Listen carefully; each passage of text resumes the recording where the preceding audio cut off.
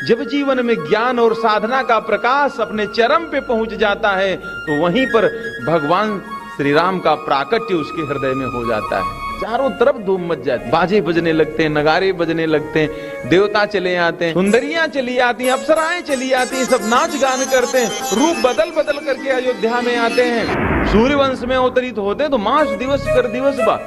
गोस्वामी जी ने कहा हद हो गई, 1 महीने तक सूर्य एकदम डटे हैं, किसी को पता थोड़ी चल रहा है, आभास नहीं हो रहा है।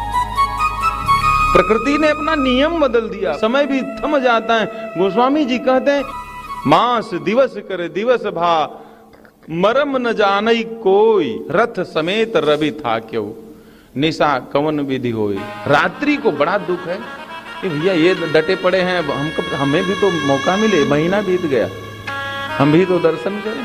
प्रभु ही मिलन आई जन राती, इतना धूप अगरबत्ती उड़ती है वहां पे, मानो दिन में ही दशरथ के महल में, मानो रात्रि आकर के प्रभु से कहती है कि प्रभु आप आ गए तो क्या हो रहा है, क्या मुझे आपका दर्शन करने का मौका नहीं मिलेगा।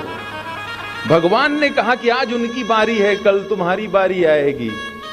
इस बार दिन में आया हूं, अगली बार रात में आऊंगा तो तुम भी अपनी जितनी इच्छा हो सब पूरी कर लेना। एक एक प्रसंग में एक एक रहस्य। परमात्मा जब प्रकट होता है तो प्रकृति भी परमात्मा के सेवा में लग जाती है। और फिर क्या होता है, नामकरण कराओ सरजानी, भी तो नाम भी नहीं रखा गया। देखो आजकल तो कुछ भी, अभी बच्चा गर्भ में ही है और अंग्रेजी नाम पहले ही रख दिया जाता है। मित्रों ऐसा नाम रखो तो किसी विद्वान के सानिध्य में विद्वान से परामर्श लेके वैदिक नाम रखें, कुछ ऐसा नाम रखें, भजन नहीं कर सकते हैं, कीर्तन नहीं कर सकते, ध्यान तपस्या नहीं कर सकते हैं, तो कुछ ऐसा नाम रखें कि भगवान से संबंधित हो। अजामिल की कथा तो आप लोग सुने होंगे ना, ये ऐसे नहीं अपने मन से नाम रख दिया करो आप लोग, टिंकू चिंकू पिंकू टोमी फोमी, ऐसा नाम रखो कि मालूम पड़े कि किसी व्यक्ति का नाम है, व्यक्ति के नाम के साथ परमात्मा की सुगंध आ रही हो नाम में। गुरुदेव आते हैं और नामकरण करते हैं तो कहते हैं ना जथा नामम तथा गुणम,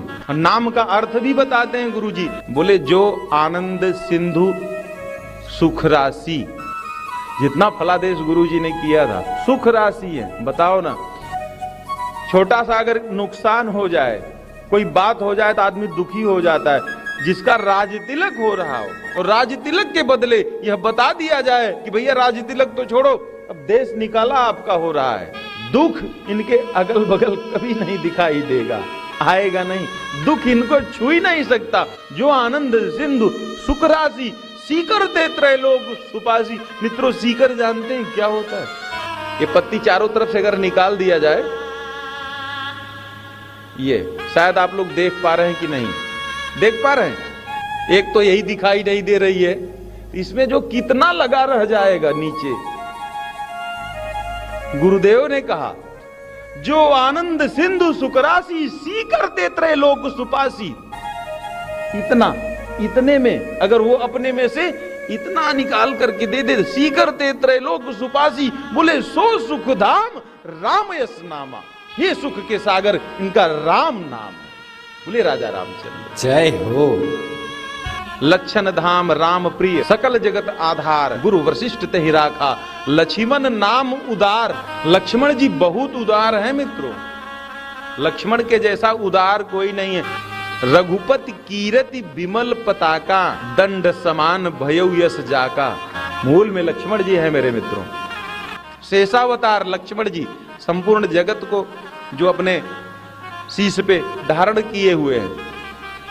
भरत का नामकरण होता है, यहाँ पे भगवान श्री हरि नारायण भरत के रूप में अवतरित होते हैं। ये अर्धाली कह रही है विश्व भरण पोषण कर जोई। कौन भरण पोषण करता है विश्व का? बोले भगवान श्री हरि नारायण करते हैं। तो भगवान श्री हरि नारायण स्वयं भरत के रूप में अवतरित होते हैं। जाके सुमिरन ते रिपुनासा, नाम शत्रुघ्न वेद प्रकाशा। तो वेद को प्रकाशित करने वाले ब्रह्मा जी स्वयं शत्रुघ्न के रूप में आते हैं। मित्रों राम जी का जन्म 1-2 बार नहीं, कई बार हुआ है। तो कभी कभी तो श्री हरि नारायण ही राम के रूप में आते हैं। लेकिन जिस कल्प की कथा गोस्वामी तुलसीदास श्री रामचरित मानस में कह रहे हैं कि इस बार जो राम आते हैं, तो मनु जी ने वरदान मांगा था ना, उनके पास तो ब्रह्मा विष्णु महेश कई कई बार जाते हैं, मांगहु बर बहु भांति लो भाई। विष्णु जी से तो नहीं उन्होंने कहा कि पुत्र बन करके आइए, वो तो परात पर ब्रह्म परमेश्वर परम सत्ता, उनको उन्होंने मांगा कि हमारे पुत्र बन करके आना, तो वो आए हुए हैं मेरे मित्रों, बहुत अच्छी तरह से समझना है। बोलिए राजा रामचंद्र भगवान जय हो।